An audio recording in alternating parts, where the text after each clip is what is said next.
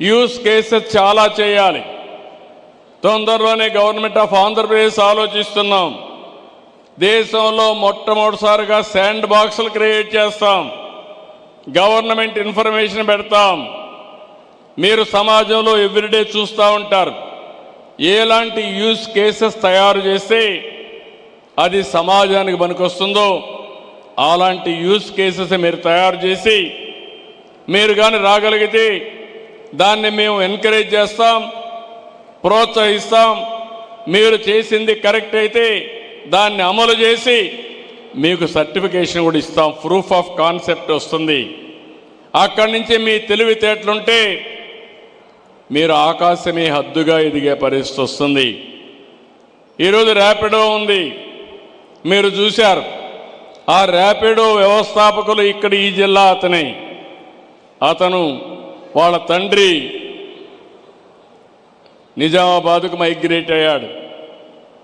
Telugu Desam party కార్యకర్తగా ఉండేవాడు.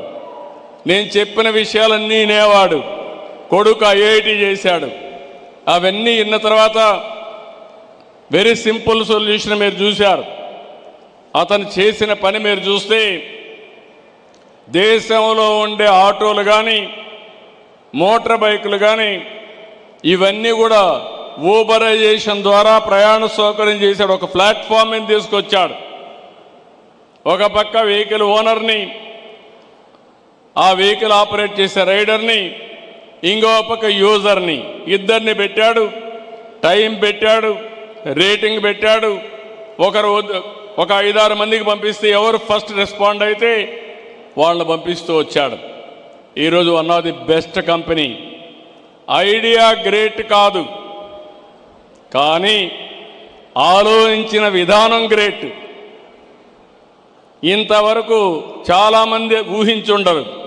అలాంటిది ఈరోజు చూస్తే అది $1 బిలియన్ కంపెనీ. ఒక 4-5 సంవత్సరాలు అయిపోయిందంటే అది మీకు చేత కాదా అని మిమ్మల్ని అడుగుతున్నా. ఇప్పుడు మీరు ఇది కూడా ఇన్నోవేటివ్ వేగా ఆలోచించాలి.